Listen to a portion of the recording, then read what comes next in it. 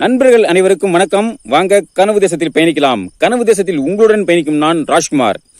நண்பர்கள், நானும் உங்களை மாதிரி தான் யூடியூப்ல வீடியோ பார்க்கும்போது கீழே அவசியம் அந்த கருத்துக்களையும் பார்ப்பேன். அதுல முக்கியமான கருத்துக்கள், மனதை தொடுகின்ற கருத்துக்களை அதை நான் ஸ்கிரீன்ஷாட் எடுத்துக்குவேன். அந்த மாதிரியான ஆகச்சிறந்த கருத்துக்களை நமது கட்சி உறவுகளோடு பகிர்ந்து கொள்ள வேண்டும், அதற்கு மரியாதையும் முக்கியத்துவம் கொடுக்க வேண்டும் அப்படிங்கிற காரணத்துக்காக அந்த மாதிரி ஸ்கிரீன்ஷாட் எடுத்து வச்சுக்குவேன். அதுல ஒரு கருத்தை பற்றி தான் இந்த காணொளியில பார்க்க போறோம். சர்ப்ரைஸ் அப்ரான் அப்படிங்கிற வெளிநாட்டில் வாழக்கூடிய ஒரு தமிழர், அதாவது சிங்கப்பூரில் வாழக்கூடிய ஒரு தமிழர் இந்த மாதிரி கருத்தை பதிவிட்டிருக்காரு. அதாவது, சிங்கப்பூரில் மட்டும் நாம் தமிழர் கட்சி ஆதரவாளர்கள் 2 லட்சம் பேர் இருக்கின்றார்கள். இந்த தேர்தலில் வாக்கு செலுத்த முடியவில்லை என்ற வேதனையில், ஆனால் 2026 தேர்தலில் கண்டிப்பாக வாக்கு செலுத்துவோம் அப்படிங்கிற மாதிரி கருத்தை பதிவிட்டிருக்காரு. பாருங்க நண்பர்களே, அந்த கருத்தை பார்க்கும்போது நமக்கு எவ்வளவு மகிழ்ச்சியாவும் எவ்வளவு நெகிழ்ச்சியாவும் இருக்கு. அதாவது அவர் சொன்ன அந்த புள்ளி விவரம் அப்படிங்கிறது அது உண்மையா, எந்த அளவுக்கு உண்மை அப்படிங்கிறது தெரியல. சிங்கப்பூரில் மட்டும் நாம் தமிழர் கட்சி ஆதரவாளர்கள் 2 லட்சம் பேர் அப்படிங்கிறது அது எந்த அளவுக்கு உண்மை அப்படிங்கிறது தெரியல. இருந்தாலும் நடந்து முடிந்த இந்த 2024 நாடாளுமன்ற தேர்தலில் வெளிநாட்டில் வாழக்கூடிய பல தமிழர்கள் நாம் தமிழர் கட்சி ஆதரவாக வாக்கு செலுத்த முடியல. அது மீறி சில தமிழர்கள், பல்வேறு நாடுகளில் வாழக்கூடிய சில தமிழர்கள் இந்த தேர்தலில் நாம் தமிழர் கட்சிக்கு ஆதரவாக தமிழ்நாட்டுக்கு வாக்கு செலுத்திட்டு போயிருக்காங்க. ஏன்னா இப்ப நடந்து முடிந்தது அப்படிங்கிறது பிரதமருக்கான தேர்தல்.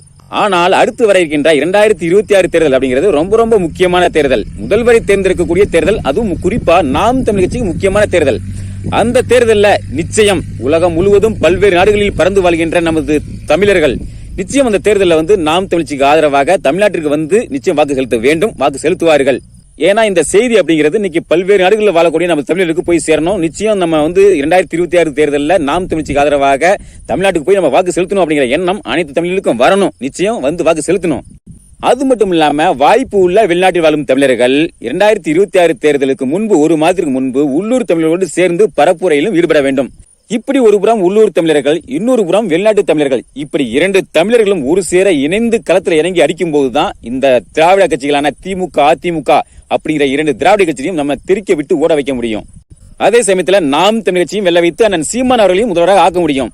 பாருங்க நண்பர்களே, ஒரு புறம் பல ஆயிரங்களை செலவு செய்து கொண்டு நாம் தமிழர் கட்சிக்காக தமிழ்நாட்டுக்கு வாக்கு செலுத்தும் வெளிநாட்டு தமிழர்கள், இன்னொரு புறம் இந்த திராவிட கட்சிகளான திமுக, அதிமுக கொடுக்கக்கூடிய 500, 1000 கோட்டு பிரியாணி இலவசம், இதை வாங்கி கொண்டு ஓட்டு போடும் உள்ளூர் தமிழர்கள்.